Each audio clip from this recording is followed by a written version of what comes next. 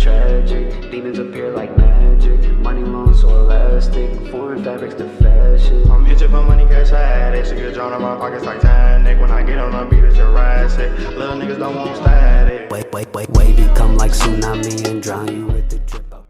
What's going on, everybody? Welcome back to the channel, and today we're going to be doing another tier maker. This one we're going to be talking about the Pistons' top draft picks of the decade. Now, as many of you guys know, if you're a Pistons fan or if you're just aware of the Pistons at all, the drafts have not been good at all. They've not been a very good drafting team for a while now, and you know, I have a feeling that we're going to have a lot of people in these tiers right here.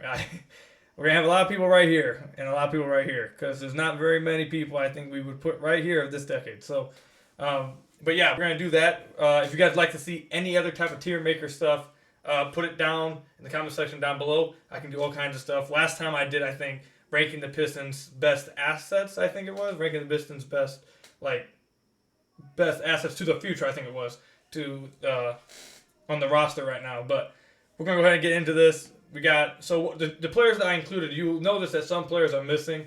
This is why I included, I think, every first round draft pick, and then I only included the second round draft picks that either one played kind of heavy minutes for us or two were relevant. So like I didn't include like Tony Mitchell or Peyton Siva or like stuff like that because they're like second round picks that like don't really matter. I also haven't included Jordan Bone or Kyrie Thomas because once again they haven't like really done anything. So I only included like the relevant picks. Obviously I included every first round pick because those ones matter. But only second round picks I only included like the relevant ones. Sorry about that. But second round picks that were relevant. So let's go ahead and get into this. So right off the top, first one we're going to do Andre because Andre's the only one that's going to be up here I think. Andre 100% was a nailed pick. He 100% is easily the best draft pick of the decade. Probably. I actually was thinking about doing a video. Is Andre the best draft pick of the 2000s for the Pistons? I saw some people say Tayshaun. He definitely had. It might be Tayshaun, it might be Andre, but honestly, I think it probably is Andre. He has an All-NBA appearance. He got the Pistons back to the playoffs. He was a really good player for the Pistons for the majority of the decade. The only bright spot for the team over the decade.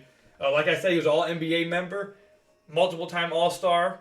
I think that says enough for your that says enough. He was if you draft somebody, especially with the Pistons drafted Andre, I think they drafted him 9th, and he turns out to be an All NBA player at least once. That's a nailed pick. Yeah, so Andre I think is gonna be the only one you see in this tier right here. He was easily the best draft pick of the decade. All right, let's go ahead and do Kyle Singler. How many of you guys remember Kyle Singler? He was a second round draft pick, one of the second round draft picks I included in here. He played for the Pistons for a few years now. He's not in the NBA anymore, but let's see. Honestly, I think Kyle Singler, I'm not going to lie, I think I'll put Kyle Singler right here. Now, he wasn't a great player for the Pistons, but he was a second round draft pick for the Pistons. He ended up starting a lot of games for the Pistons, played a lot of minutes for the Pistons, and actually was a decent player. He wasn't a bad player. He was a decent player. He went on to play for OKC, ended up flaming out the league. But for the Pistons, he was probably a good rotational player. He probably shouldn't have been a starter for the Pistons, obviously. But the Pistons didn't have any other answers to put where he was starting at. But he played a lot of minutes for the Pistons. He was a solid player, solid shooter. He was a smart player. I mean, I think at the second round pick where the Pistons drafted him, I think that's a good pick. I think that's probably, to be honest, that says something about the Pistons drafting this decade because Kyle Singler was probably going to be one of the better picks of the decade, considering where he was drafted at and what he actually did for the Pistons. He played a lot of minutes, started a lot of games for the Pistons, played for them for a while. He was a decent player, decent pick, decent player. I actually liked Kyle Singler. So we'll go to the next one. Kyle Singler is going to be the first one to B tier. Next we'll go with, let's do Spencer Dinwiddie. Now, Spencer Dinwiddie, you think would go like right here or right here because of who he is now, but I'm not going to put him in either of those categories because I'm only doing this based off what they did for the Pistons. Because I'm not going to include what he did for another team because that doesn't really help the Pistons, and it kind of like craps on the Pistons even more. The fact that he would be able to go to another team and become something and not something here. So it says something about their drafting and their development. So I'm not worried about what they do after they left the Pistons. So Spencer Dinwiddie, second round pick. I think I'm gonna put him right here. I kind of want to put him right here because he didn't really do anything for the Pistons, and the Pistons didn't give him a shot really. They didn't develop him well while he was here, and he didn't really do much when he was in the lineup. I kind of want to put him here, but it's hard because it's hard not to factor at all what he turned into after. Like, you saw the potential that was there, and the fact that he did develop into something from we saw that potential in him. And I guess the Pistons saw that potential too, just didn't do a good job at getting it out of him. So I guess I'll put him right here because they saw the potential that he eventually became. So since they saw the potential and the potential actually ended up happening, I'll upgrade it one spot higher than this.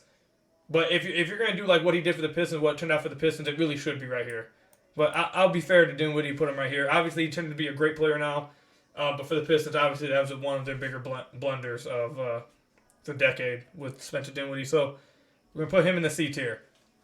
Next pick, we're gonna do Brandon Knight. Let's do Brandon Knight. All right, so Brandon Knight's not going here. Honestly, he might. You have to understand. Now, look at me here. The Pistons were not good this decade in drafting, like I said. So, good draft picks for the Pistons won't necessarily be, great draft picks for other teams. But I think Brandon Knight might.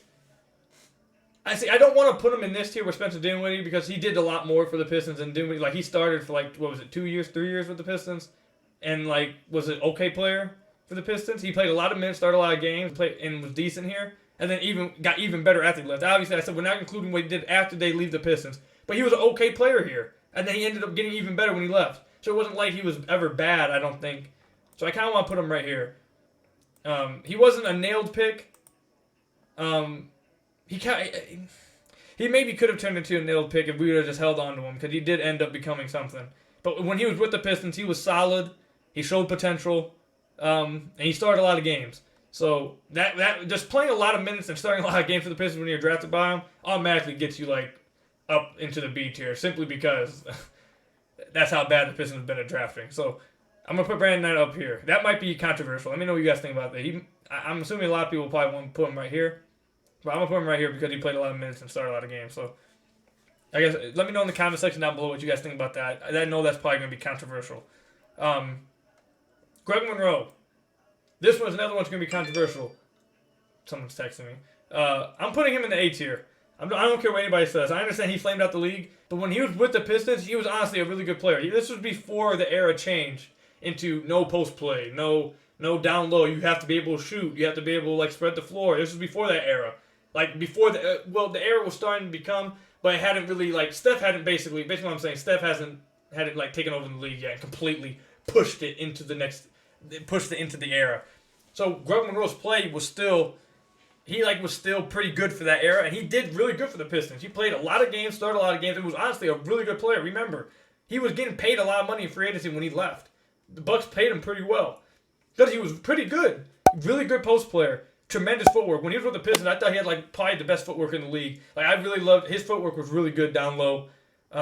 Wasn't a great defender, but offensively, he was a tremendous passer for a big guy. Tremendous post player.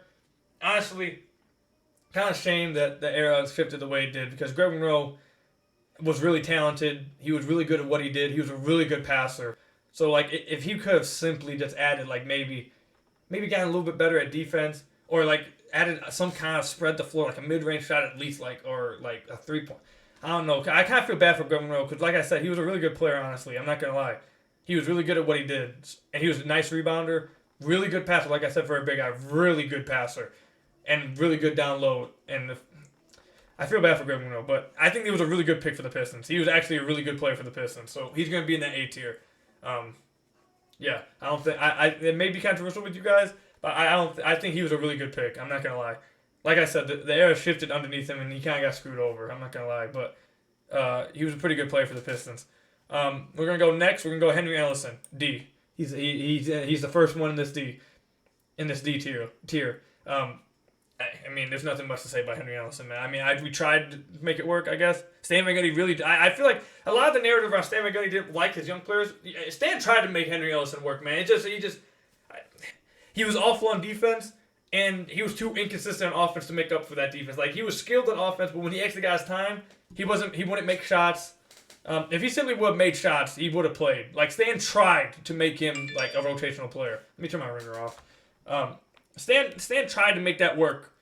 And, I mean, Henry just couldn't make shots when he got the time. So, I mean, he didn't last very long, didn't play very long for the Pistons. I don't think he's in the NBA anymore, honestly. I think he's for the G League now. And, you know, sad, but, I mean, he's going to be the first person in this tier. He just didn't work out at all. He wasn't able to play well. Wasn't able to get better on defense. Wasn't able to hit shots. So, Henry Ellenson, sorry, but you're the first one in this tier. Kentavious. Let's do Kentavious. I kind of want to put. I don't want to put Kentavious in this. God, this is hard. This one's hard, bro. Because Kentavious was an okay player for us. Like, he was decent. He wasn't like. I think Greg Monroe, honestly. I think Greg Monroe was a better player for the Pistons when he played. Obviously, like I said, the era shifted, so if you like placed him in the same era that KCP played for us, he probably wouldn't be as effective. But if we're simply judging what they did for the Pistons in their time, Greg Monroe was more effective for the Pistons. He was a better player for the Pistons in his time. But KCP was better than both of these guys, and he almost returned to the Pistons. Like, he ended up getting paid, and the Pistons almost. I think they offered him like 5 years, 100 and something million. I think 90 million. I think. So, I mean, he was decent, and he was pretty good. So, I mean, because if I put him here, I see some people down there, I haven't ranked yet, that I'm going to put in this tier. And I don't think KCP is on their level. I'm going to put KCP here. You guys can come at me all you guys want. I'm sorry. You guys can come at me all you guys want. I'm sorry. But I don't think that KCP deserves to be in the A tier. He was a good defender. He was inconsistent with his shot. Obviously, he was a part of the team that brought the Pistons back to the playoffs. And he was. I'm going to keep him there. The more I think about it, I kind of want to put him up here. Because he's one of the better picks of the decade for the Pistons.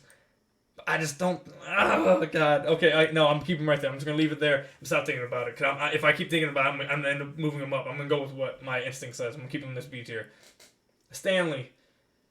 Oh, Stanley. You guys know how much I love Stanley, man. It's just, I still hurts me that he wasn't able to become something, man. It's. Alright, so, Stanley, I have to put him here. I want to put him here so bad because even though he failed out and wasn't like what we wanted him to be, ended up not lasting with the Pistons very long. He played a lot of minutes his rookie season for a playoff team. He played a lot of minutes throughout his career for the Pistons. He had a role. Even though he struggled on offense, he still had his role that he carved out, which was a really good defender, and he was that for the Pistons. I kind of want to put him here. I understand he was a bust. He definitely busted for the Pistons. But it's like, maybe it's because I should move Dinwiddie down here. Because Stanley contributed way more for the Pistons. Even though Stanley still, like I said, he busted and he struggled. He still like played a lot of minutes and contributed on the defensive end. And he played a lot of minutes for a playoff. He was sixth man for a playoff team. And he played really well when he got to the playoffs. So I think if you put it into perspective, yes, Stanley busted for the Pistons.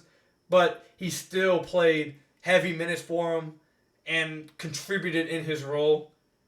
And honestly, if he didn't have that high pick that we drafted him with, and the Pistons had like accepted what he could have been, I honestly feel like he probably could have been on the team still as just a defender off the bench. But I'm putting him in the C tier. It hurts. It hurts to put him in the C. I really want to put him up in this B tier because of how much he played. He did, despite the eighth draft pick expectations. He contributed more than people want to say he did during the 4 years. I kind of want to put him up here, but I know I'm gonna put him in the C tier. It hurts. It really hurts me to say that because you guys know I'm Stanley's biggest fan. I seriously really hope he finds a way to figure it out, even though it looks like it really's not gonna happen. I really hope he figures it out and becomes an NBA rotational player and does something. But we'll put him right here. Luke will go up here in this S tier with Andre. I think he's better than Greg Monroe. He's not as good as Andre, but as far as the draft pick goes, where we drafted him, I think Luke is obviously probably the second best draft pick we've had this decade. He goes up here with Andre. He was as good as Andre. Andre obviously was an All-NBA player, like I said, All-Star. But Luke has been a great draft pick for the Pistons. They didn't draft Donovan Mitchell, which people always hold over his head. But if you're just judging Luke where he was drafted, and even just him as a player, He was a great draft pick for the Pistons, and I really hope they don't trade him. But I think that's really simple with Luke. I don't think I'll get much pushback with that. I think Luke is top tier draft pick, really good draft pick for the Pistons.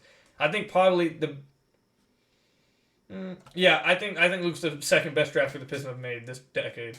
Bruce Brown, he's going in the A tier for me, man. I know it's only been 2 years, but I already, you know what? God, I'm letting my Bruce Brown fandom take over here. He's in this tier. We're gonna put Bruce right here in this B. No, but he was a second round pick though, and he played for the playoff team, and he really took a big jump last year.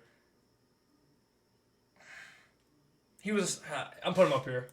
Put him in the A tier. I don't care what you guys say to me. Call me a Bruce Brown lover. I don't care. I don't care. Call me a stan of Bruce Brown. I do not care.